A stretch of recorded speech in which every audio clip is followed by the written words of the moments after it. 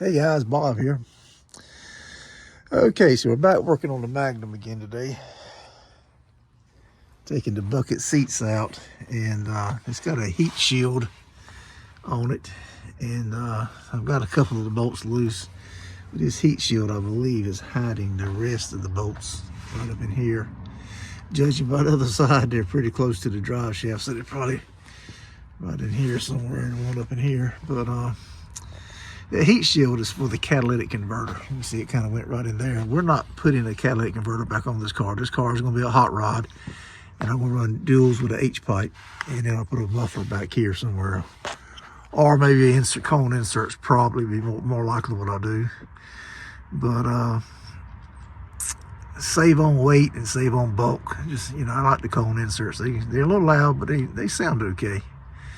But with the H pipe, I think they'll be fine. But just thought I'd give you a little update on what we're doing here. We got to pull the seats out because I got to pull the heater core out and the carpet out, so the guy that I'm sending the car to can check it over really good and look for soft spots and rust. There is some soft spots in the firewall. He's going to repair those. So let's get these seats out and this heat pan out.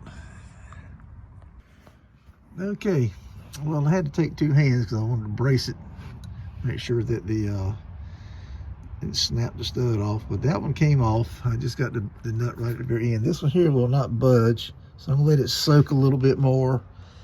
I may get brave and bring the torch out here and just hit it, because I know if it does have gas in this lines, and if there is some kind of a leak, it's not going to blow up on me because I've taken the tank out already. So I probably have to do that. But yeah, I probably should do it. It's not going to hurt anything. I want to get this shield off because this was a catalytic converter car, and we're not putting a converter back on it. It's going to be a hot rod, so I need to get this heat shield off too. Let me go grab my torch. Okay, so I heated it with the torch right here, and I was able to get it to move a little bit. I put some more liquid wrench on it. I was able to tighten it just a smidge like I suggested, and then loosen it, and it didn't quite make a full turn, maybe a half a turn. So it's cold out here today, and that metal's cold. I don't want to set the carpet on fire. It was getting pretty red there. So, but that is the trick, guys, is really take a little small wire brush. I think Dollar General sells little brushes, and clean those threads up is a good thing to do. If you can get a torch on it, some heat on it, that's great. If you can't, spray it down, let the lubricant soak for a little bit. PB Blaster is good for these situations. Cold shot's good. And like I said, if you can tighten it just a smidge before you go back and loosen it, then loosen it a little bit, it feels tight, then tighten it back up. And as you start to loosen it again, just kind of slowly work it back and forth, and you'll be able to get the bolt out without damaging anything. And like I said, try to clean it as you go. Look at there, folks. It came out, didn't break anything. Can be reused. I did get a little bit when I was hitting it with a torch on this fuel line here. That's the return line, the skinny one, and the big one's the fuel line. But it just got a little smoked up, no big deal. Yeah. But all I did, like I told you, I turn it out, loosen it, half a turn, and tighten it back half turn, and just kept working it. I hit it with a torch a couple times really quick, maybe 15 seconds. And sprayed it with this liquid wrench, and then it turn a full turn, and then I tighten it a half a turn, turn it back out a full turn, and just kept working it out. And finally it got where it turned 3 or 4 turns. And again, if I'd taken a wire brush and cleaned up, that probably would have helped that a little bit. Probably would have saved me a few turns. But that's how you do it, folks. So a little bonus footage for you there. All right, so let's take this pan off, this heat shield off. Get it out of the way. All right, check this out. So Dodge engineered a little access panel. I'll take that screw out, and there's a little panel there, and that's so you can get to the seat bolts. So I was able to get to this one in here, up here, and that one there. I got them loose, but I couldn't get to these because of this heat shield for the converter. And I got to thinking, I said, that looks like an access panel right there. There's one there. And sure enough, there it is. So we got the bolt out of this one, as you can see. So watch how this pulls out. Look at there. And there's the bolt. for the seat. It's got bucket seats in it. Ain't that cool? That's Dodge for you right there. Good, smart thinking. So I'm gonna take these heat shields off of the converter. I almost said torque converter for the catalytic converter, because I'm not putting anything like that back on it. It's gonna be a hot rod, street strip kind of car. So how about that? So that'll give me access to those bolts today. All right. Okay, folks, as you can see, there's the heat shields laying right there. There's 3 of them. That one, and that one there. And all the way to where that weight is on the drive shaft, on the end of the transmission tail shaft. All the way back here. Those heat shields. You can see the little studs. Let's see if I can. You see where I put a little WD-40 on. I think that was a liquid wrench on them. But they engineered these things with a slot on, so you just loosen the nut up and they come right out. That's nice. That's pretty cool. So the floor of this car looks great. I did see a couple little holes up there by near the frame rail where it seams up at. But up under here looks good. This is where it's supposed to, you saw they take the fuel tank out of the last video. I got to finish getting the filler neck out. You soak this in some solution and it'll come out clean. So yeah, we're looking good. We're looking real good. And I remember now, I said there was a hole in the trunk. It's in this frame rail. That's where the hole is at. So it's got to be patched from inside the trunk. But and this car is in surprisingly good shape. So we'll get the seats out next. I got this seat on the driver's side loose. We'll do the passenger side loose. We'll do the driver's side next.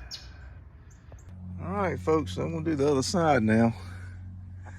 And this car sat underneath the carport for a long time, and now it's out in the open. I see we got water. And I hope we don't have water on the other side. We probably do. I got brand new parts I've been storing in the car. So, man, I hope I didn't hurt anything there. Glad I caught that when I did. Wish I'd have caught it earlier, but yeah, we got little spots here. These B-bodies, late B-bodies. I don't know if late B-body is the correct term. I had a 73 Charger that rusted there too, but you see the top of the dash there. But we're gonna take all this apart. I got to find you see the windshield's cracked, so I got to replace the windshield anyway. Probably put a gasket in it, but let's get this other seat loose. And I don't have the tripod. I don't want another tripod because I broke the last one, but this is a lot more simpler. The bolt there, the bolt there, and right there, and then right here, and right here. So just easy, kind of like we did last time. Hopefully I don't have to get the torch out, but if I do, I do. Let me get started. Okay, folks, so I got them out. That one's off. This one's off. This one's off. And right through here. The only reason you can't see them is the seats fell backwards. As you can see, push your seat back down. I got my hand in here, reaching here. There's the 4 nuts right there. It broke 3 of the washers, no big deal. Put new washers on it. But now the next thing we got to do, as you can see, it's lifted up right here. So we got to take this seat belt attachment out right here. There's 2 screws right here and hold it in. So you see right there and there, and then that allowed the seat belt to get out of the way. But I noticed while I was up under here, there is some rust and some spots. Let me see if I can point it out to you. Right here, the seam. Where's that seam at? On the back side of here. But there's a couple of spots in here. Right here. And here's the seam. You can see it's rusty. Let me get you in a little better. Back side of it there. There you go. I don't know how good that's fucking laying upside down. I think it's not focusing good, but that'll be, here's a hole right here. Where's my thumb at? Where's my finger? Yeah, there it is, yeah. So once we get the, here's another one. Once we get the carpet out, he'll be able to see those and patch those for me. We really need to put this thing on a rotisserie and sandblast it. But now this car has these bushings, this torsion bar cross member here. And that's a redesign from the earlier B-bodies. And these bushings, you can buy those. I put on Furious, it's got the same drag car Furious that's on the channel. It's got the same setup, same chassis. And I put polyurethane on it, on those. They're easy to, real easy to do. K-frame, same way up front where the engine is. So we'll get into all that when we get the car back. All right, let me get these seats out. Oh, and the fuel filter neck right here, fuel filter tube, is loose. There's a bolt right up in there that holds it in place. Where's it at right there? Yeah, there you go. And here it is right here on this side. This bolt right here. So let me get that out and I can get this off and start soaking it in something to get the rust out of it. All right, there you have it. That's out. That came out easy. You can clearly see where it went through. That bolt, right here's the bolt. And that little bracket's made onto it. So as you see, it's pretty rusty. We'll soak it in vapor rust or something. Grind off what we can, make it a little easier, but that should be savable. I'm gonna get the tripod and I'm gonna set you up where you can watch me get those seats out. Okay guys, I hope you can see me. I went on and got a little plastic bag and I got it labeled 78 Magnum headrest and seatbelt screws. And I put a little wire tie tag in there also, because sometimes the writing, even though it is a permanent marker, sometimes the writing will wear off or rub off or whatever. So we'll put the screws in that. And I need to get another bag. Well, I was gonna put the seat bolts back on, that's right. The water in the floor, there was a little bit of dampness on the other side because it's all carpet, not a pad, a plastic pad. The carpet soaked it up, but I got a little bit of wetness in one box, but it's gonna be okay, no problems. So let me get this off. I see we got rust on this seat belt. We got some work to do here on this car, but it is savable. And you know, it's not gonna be a Barrett Jackson kind of a car. We get this off. And we'll put the little holder and all in the plastic bag. And we'll clean all the screws. If we go to put everything back together, it'll be clean and nice. And I got to find the steering column somewhere. That's a long ways off because I'm doing a 4-speed conversion on this car.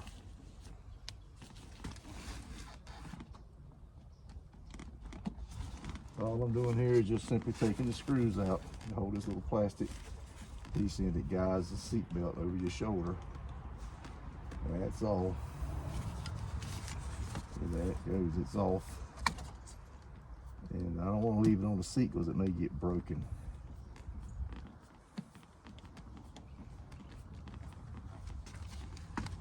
Here a little bit. I know I'm in your way. Just for a second. Let's get some. I can't do that with my left hand. Alrighty, so that's off. Here's the other screw. We'll put it back in there. And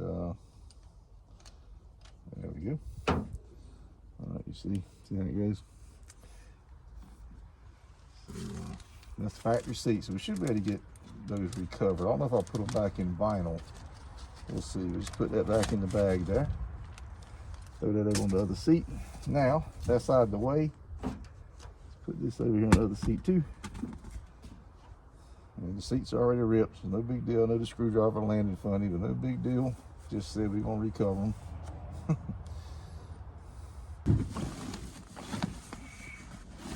right, that one's up.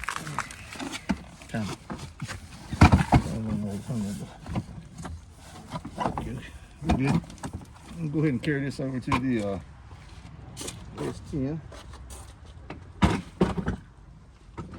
Actually, I think I'll reposition. Look at this. There's a squirrel living in this car. We gotta rip all this carpet up. We'll do that a different day though. I'm gonna let you watch me do the other side over there. All right, let's try this again. There we go. That's the carpet. That's where.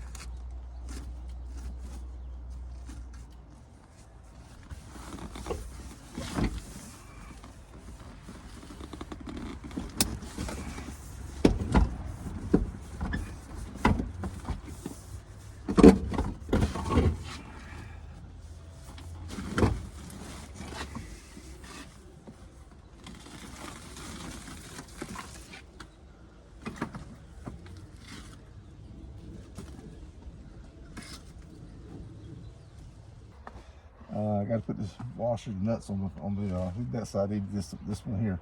When we get that armrest out, as you can see, there's a little bolt right there on each side. You guys see that? Right here.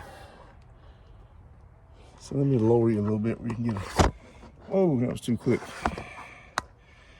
Let me grab some tools and we'll see if we can't pop that off right quick too.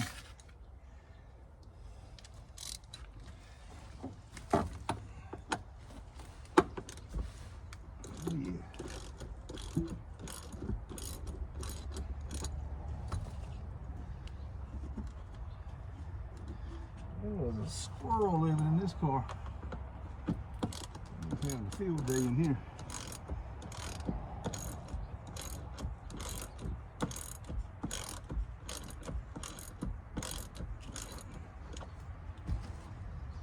Come on.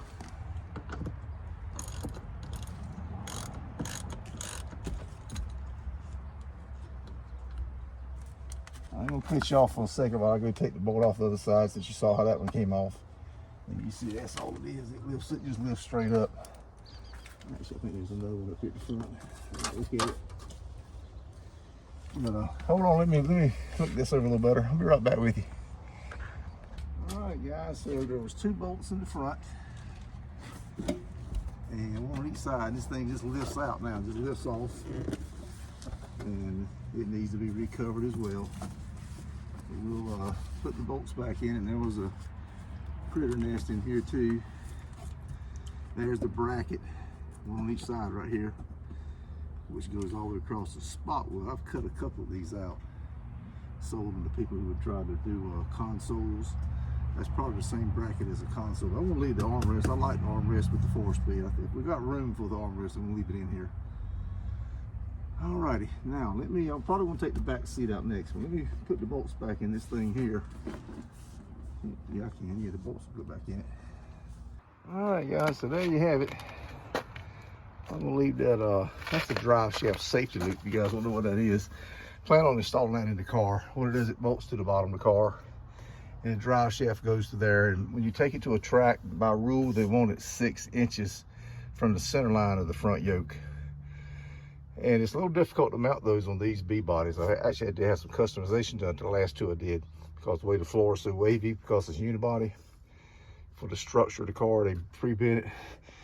We'll more about that later. That'll be way on down the road. We'll clean it up and everything, paint it. Bought at a not a flea market, a swap meet. And this other rocker trim here, it's this piece here. It's a trick to getting these off. I'll show you how to do that. Sometimes these bolts can be difficult. Like everything else, to get older, difficult.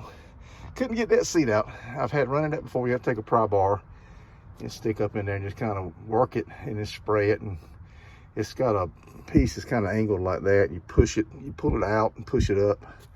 Then you push it in and pull it. That's right, it goes this way. So you push it in, and I don't know why they just didn't make a little bolt, but whatever. But we'll work on that another day. It's a shame. We'd like to get that out today.